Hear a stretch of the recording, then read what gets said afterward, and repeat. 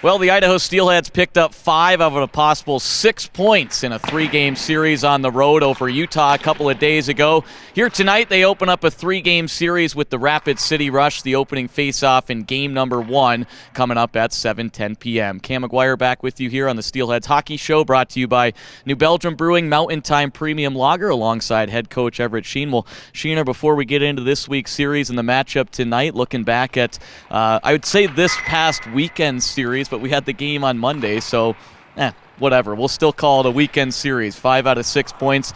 We had chatted after the overtime game on Friday, a 2-1 victory for you guys, and then Saturday you fall 4-3 in overtime before collecting the series finale victory Monday 7-0. So before we kind of get into the nitty-gritty, I'm sure you had to be pretty pleased with getting 5 out of 6. Yeah, on a whole, 5 of 6. Obviously any week is good no matter who you're playing. So I really liked our game on Monday, though. I thought we really kind of came to play on Monday, regardless of the score. Friday, thought we played well. I had 4 days off for our All-Star break, and coming off the bus, thought we played well, and then I thought Saturday was a little bit sloppy, and we addressed a few things on Sunday, and then, I thought the guys responded quite well Monday night. Yeah, I want to talk about that win on Monday night because, like you said, it was probably one of your most complete games of the season, but before that, Saturday you fall in overtime 4-3, and like you said, some areas that you guys weren't necessarily happy with, and you decided to go out for practice on Sunday, and I know it was kind of up in the air whether you guys were going to go or not, and it was kind of a different style of practice, more so untraditional, wasn't it? Yeah, it was. You always hear about the no puck practices in hockey. I think this might have been the first ever no goalie practice.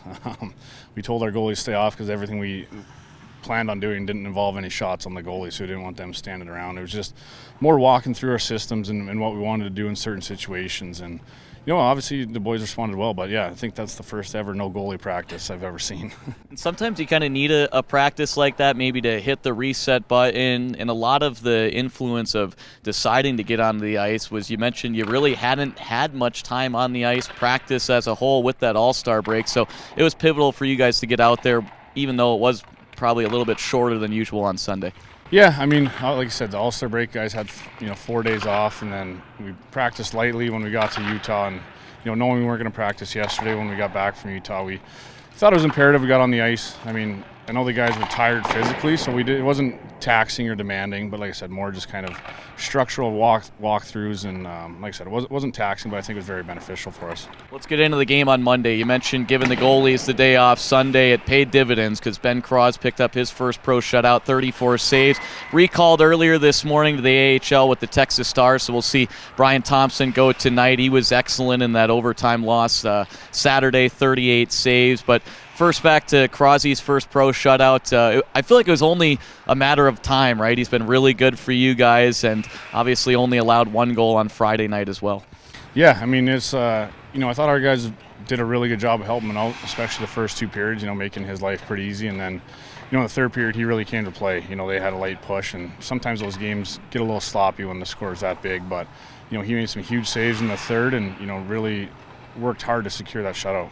Let's look at that victory. 12 different skaters recorded a point. 5 different guys had multi-point games. I want to start first, though, goals in bunches, because you guys score 3 goals in the first period in a span of 6 minutes, 57 seconds. You score 3 in the second. 2 of them were 16 seconds apart from one another. All 3 of them came in a stretch of 5 minutes and 37 seconds.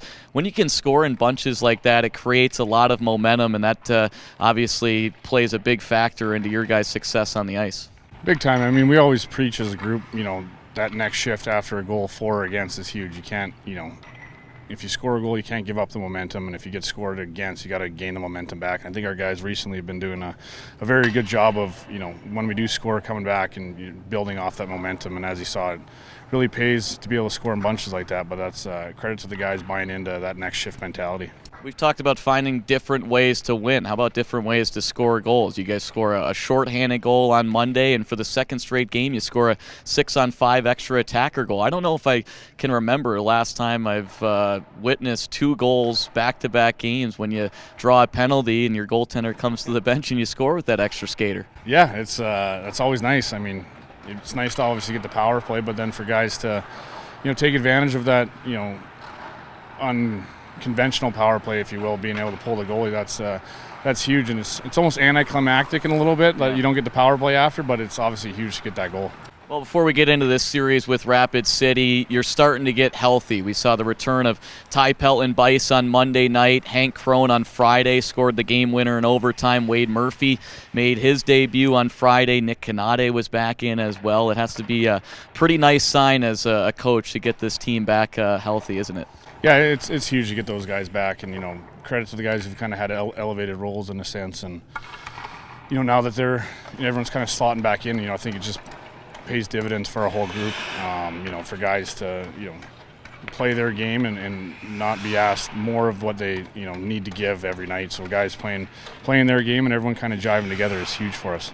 Well, everyone knows the playoff picture. 29 games left in the regular season, 1 point back of that fourth and final playoff spot, 7 points back of first place. Getting ready to take on a Rapid City Rush team that has struggled this season, 20 points back of a playoff spot. This will be the 9th of 14 total meetings between you two guys, 5-2-1 for your club against Rapid City. You've won 5 straight since getting swept here back in November on home ice, but you guys certainly remember that series, and that's something that you guys have not forgot about, isn't it?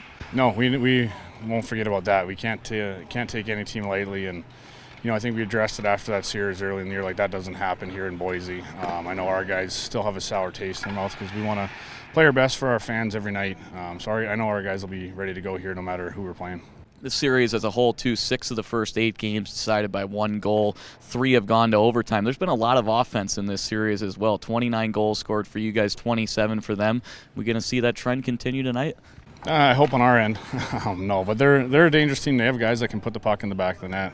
So we need to make sure we're dialed defensively and look after our end first, and then that's where the offense comes from. You guys have a lot of road games in the month of February, only 5 games on home ice here, and we've seen a lot of Utah, Rapid. We'll go back to Utah next week, but you guys want to take advantage of this home series here this week. Absolutely. I mean, anytime you get to play on home ice, you got to make sure you're taking advantage and getting the points when you can and using the home ice to your advantage. So we need to be ready to go here for our 5 games this month and then build off that.